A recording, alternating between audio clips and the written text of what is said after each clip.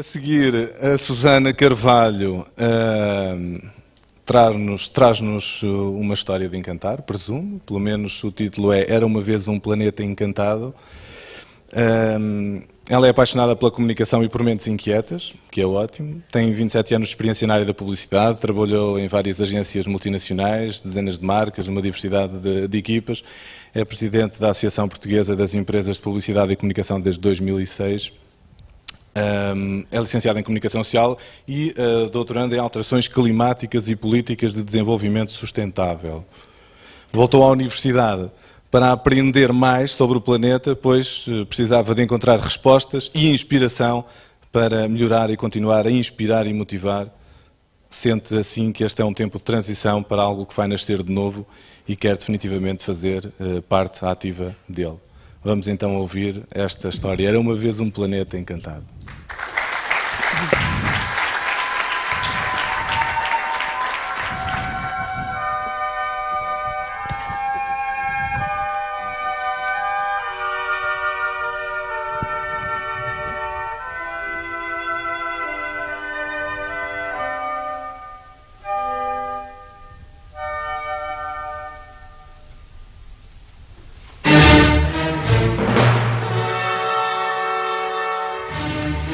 Bom, boa tarde a todos. Tal como Dvorak se inspirou nos Sons da Terra há mais de 100 anos para escrever uma história de futuro sobre o novo mundo, eu acho que está na hora de continuarmos a escrever e a contar histórias e a ouvir esses sons do futuro, do único mundo que por enquanto ainda é habitável, que é este nosso. E felizmente hoje aqui no TEDx temos vindo a ouvir muitas histórias de futuro, que é extraordinário. Bom, e eu vou só aqui fazer uma pequena ressalva, não era nada disto que eu tinha pensado, mas eu tenho que resolver já este assunto porque infelizmente fui a pessoa logo a seguir ao apresentador que acabou de estar aqui e que disse que alguém tinha cometido uma gafe e lhe tinha ido perguntar se era a pessoa do som. Essa pessoa fui eu.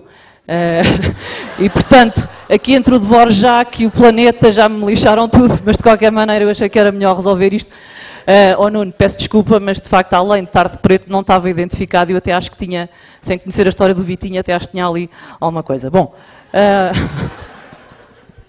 e agora espero com isto voltar a encadear. Bom, estamos num momento de transição, num momento crítico das nossas sociedades e da nossa civilização. Em toda a nossa existência como espécie, o grande salto de desenvolvimento deu-se nos últimos 250 anos e, em particular, nos últimos 50 anos.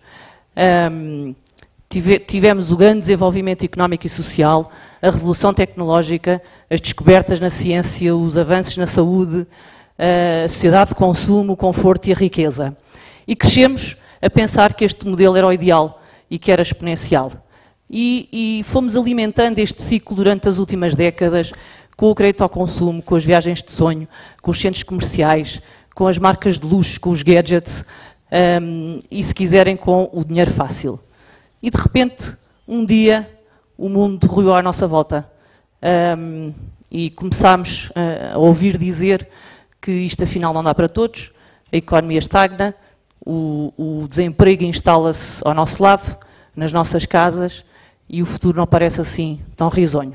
Por outro lado, começamos a perceber que este modelo de desenvolvimento económico tem sido a causa da degradação do planeta, que não se consegue regenerar ao ritmo daquilo que extraímos dele em termos de recursos. Chegam-nos notícias e informação de todo lado. As catástrofes ambientais, as secas e as inundações, a pobreza e a fome, que até aqui eram apanágio dos chamados países em desenvolvimento e parece, ainda que lentamente, estarem a trocar de papéis. E, portanto, é natural com tudo isto que estejamos ansiosos, que estejamos deprimidos, que estejamos desorientados com esta esquizofrenia destes paradoxos. Bom, esta é a parte mais triste da história, porque de facto estamos aqui para contar uma história mágica. E portanto vamos ter que sair daqui, como é óbvio e é claro, e tenho a certeza que nós vamos sair daqui para fora. E como é que o vamos fazer? Já hoje aqui foi abordado por vários oradores este tema. E de facto é incrível que a palavra sustentabilidade, que na verdade tem a idade do planeta, só há pouco mais de 20 anos é que ela foi posta na agenda e, portanto, passou a merecer a atenção mundial com o relatório Brundtland. E ainda assim, só há relativamente pouco tempo, é que ela está a fazer parte do nosso léxico. E ainda assim, de uma forma um pouco estranha, porque, por um lado, ela parece uma moda e, por outro lado, parece que já está gasta. E eu penso que isto tem a ver com uma série de fatores. Porque, por um lado, as pessoas, de facto, ainda têm alguma ignorância sobre esta matéria, outras já têm alguma curiosidade, mas não sabem como agir, e outras, enfim, também por falta de vontade. E eu vou aqui falar também um pouco mais e vão ver que nesta minha história eu vou-me debruçar sobretudo sobre as pessoas que já sabem alguma coisa, mas que de facto querem fazer e não sabem exatamente como. A palavra sustentabilidade, tal como foi definida no relatório Brundtland, portanto em 1987, dizia basicamente isto, penso que já muitos sabem, não quero mais repetir, é que sustentabilidade significa nós preenchermos as nossas necessidades presentes sem comprometermos as necessidades das futuras gerações, ou seja, os nossos filhos e os filhos dos nossos filhos. E isto, à partida, poderia parecer um estímulo mais do que suficiente, não é? Quer dizer, acho que não há nada mais importante na nossa vida do que os nossos filhos. E provavelmente não será exatamente assim, tanto que nós não vemos as coisas a acontecerem.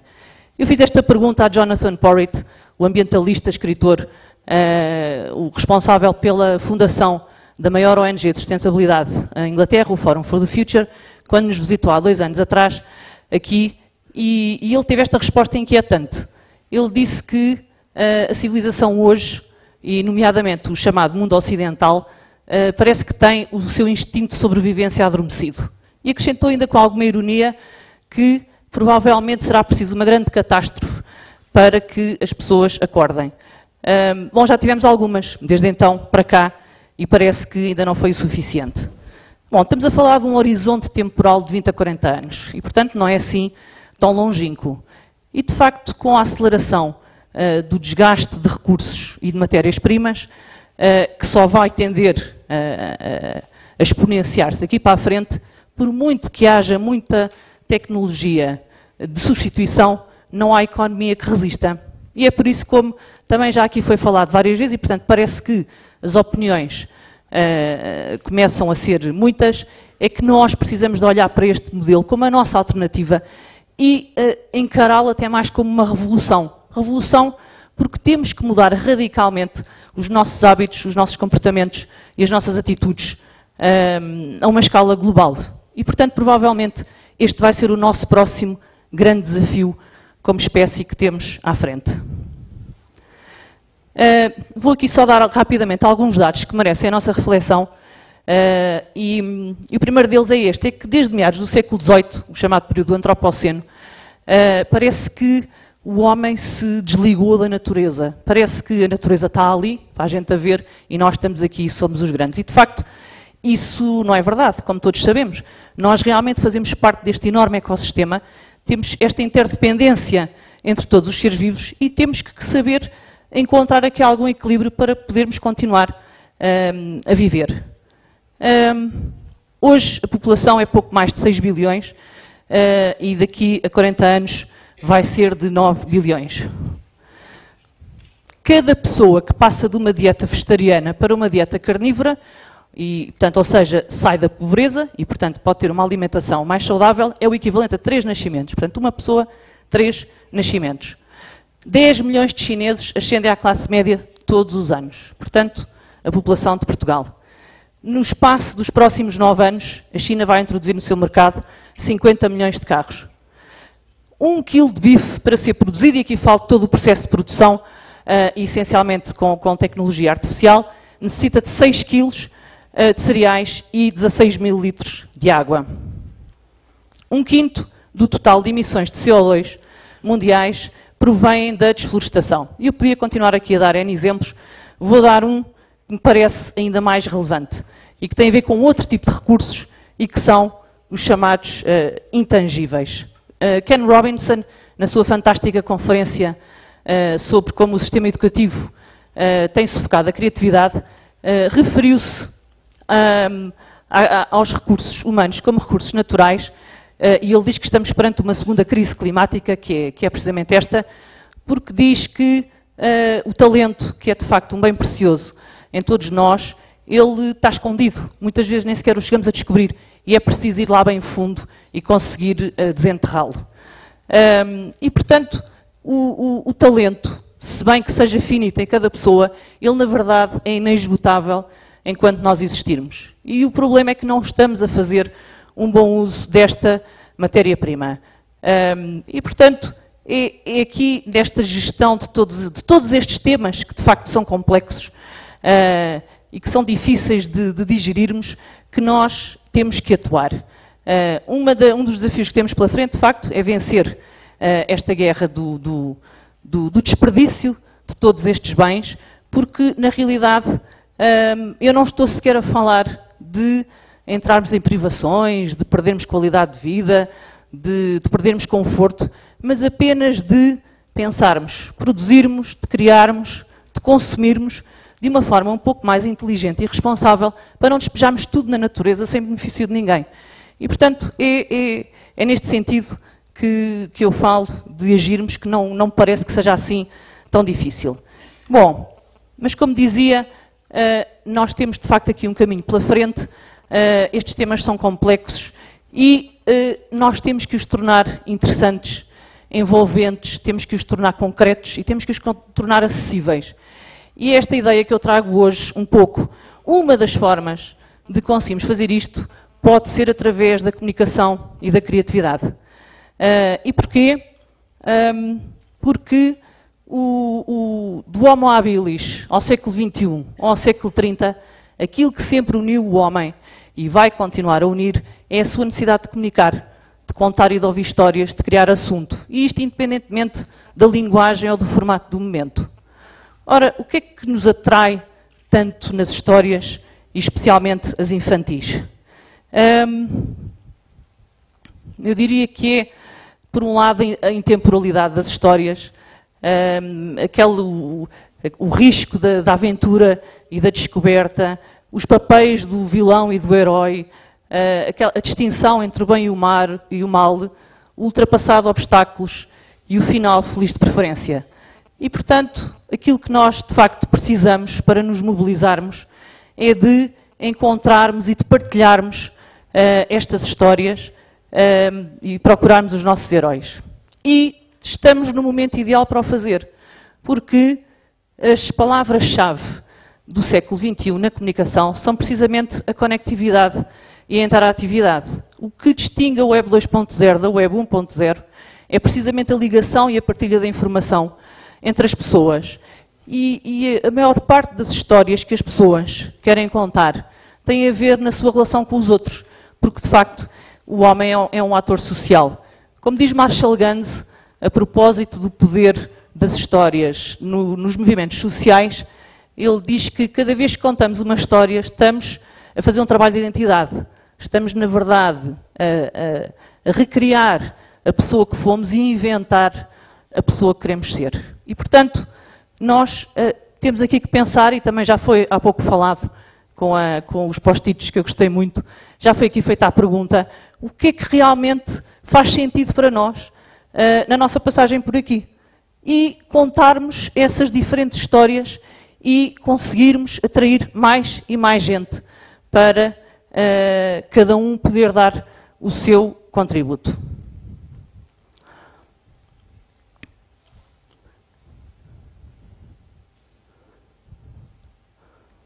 Bom, então, dizia eu, quem são e onde é que estão os nossos heróis? Bom, felizmente sempre houve muitos, em todo lado. Eles estão aqui, temos visto aqui vários hoje, os que estão calados e os que já falaram. E na realidade está muita coisa a acontecer em todo lado e por isso é que este momento é um momento único. Nós temos, por exemplo, a comunidade científica que está a estudar ativamente formas para colmatar a fome, está a inventar vacinas para as pandemias, está a tentar tornar bebível a água do mar, está a estudar os vulcões ou os glaciares ou as placas tectónicas para tentar prevenir a próxima catástrofe, está a estudar novos indicadores como o bem-estar ou a felicidade, também já foi hoje aqui falado e, portanto, sabemos muito bem que é provavelmente o nosso maior sonho, para formas alternativas de medição do PIB. Estão a estudar novas formas peço desculpa, de estudar a mente humana para conseguir retirar dela o melhor. E, portanto, todos estes heróis, enfim, temos o público anónimo, temos o cidadão anónimo que já de modo próprio decidiu adotar comportamentos sustentáveis e que dedica a sua vida a tentar ajudar os outros. E podíamos continuar aqui a enumerar cada um de nós ao lado, ele próprio sabe onde é que estão essas pessoas. Só que há um pequeno problema, é que a maior parte destes heróis ou não são conhecidos ou são pouco conhecidos. E, portanto, fazem-no desta forma silenciosa e fazem-no com poucos recursos. Martin Luther King dizia que aquilo que o preocupava não era tanto o grito dos maus, mas o silêncio dos bons. E, portanto, é aqui que a comunicação, mais uma vez, pode entrar no sentido de captar a atenção de tudo o que se está a fazer, de aproximar estes temas, de dar voz a estas pessoas. O marketing e a comunicação têm gravitado à volta de marcas fantásticas. E eu tenho a certeza absoluta que nós precisamos de mais marcas do que os Steve Jobs ou os Cristianos Ronaldos da vida, com todo o mérito que eles têm. Mas há muitos mais e temos muitas mais histórias, de facto, para contar aqui à volta. O marketing precisa de produtos e serviços em toda a cadeia para preencher as necessidades dos seus públicos-alvo. E este consumidor de hoje, que eu chamo o consumidor cidadão, portanto já nunca falo só de consumidor, uso sempre esta palavra composta, o consumidor é cada vez mais exigente e cada vez mais vai querer escolher determinadas marcas em detrimento de outras, de acordo com a filosofia de responsabilidade das empresas. E as empresas, como todos sabemos, portanto, têm que inovar para gerar riqueza, para criar emprego, mas podem fazê-lo de uma forma mais sustentável. E, portanto, devem-se juntar a investigadores, a especialistas, para, na fabricação dos seus produtos, conseguirem preservar a biodiversidade e as matérias-primas. E os consumidores vão saber premiá-los por isso. E sabem que mais? É que isto, de facto, dá dinheiro. Estar nos negócios desta maneira dá dinheiro, e há muitas empresas aqui e em todo lado que o podem comprovar. E, portanto, eu gostava de dar só aqui partilhar convosco mais alguns comentários, porque, para mim, isto é, de facto, aquilo que é mais importante que nós sabemos. Portanto, nós sabemos, de facto, que há que relativizar, porque tudo isto é muito grande e nós somos muito pequeninos, mas, portanto, basta que cada um faça a sua parte. Nós sabemos que não estamos sozinhos e também sabemos, de facto, que a vida é um bem escasso e irrepetível, só que muitas vezes não pensamos nisto. Eu pensei aqui, tive curiosidade há um tempo atrás, de ir revisitar algumas palavras que usamos no nosso léxico no dia-a-dia, mas que, por alguma razão, o seu significado foi adulterado. Ambição. Ambição pode significar também produzir significado, sobressair. Competição. Strive together, ou seja, lutar em conjunto, ou seja, colaboração. E uma que é a minha preferida, que não se usa muito nas empresas, que é a utopia. Utopia, que é o não lugar ainda, mas é também aquilo que ainda não aconteceu, mas que pode vir a acontecer. Ou seja, a possibilidade. Este é um momento que vivemos, é único, é nosso, é agora. E ele pode parecer um pouco assustador em alguns aspectos, mas eu acho que também é fascinante pelo desafio que temos à nossa frente. Eu, pela minha parte, prefiro 1000 vezes viver aqui hoje do que, por exemplo, ter nascido na Idade Média. E, portanto, acho que está nas nossas mãos, já que criámos esta insustentabilidade, conseguirmos agora recriar a nossa sustentabilidade, e tenho a certeza que nós vamos ser capazes de o fazer. Tenho-me feito uma pergunta dezenas de vezes nos últimos tempos e gostava de devolver agora a todos vocês. De que é que estamos à espera? Muito obrigada.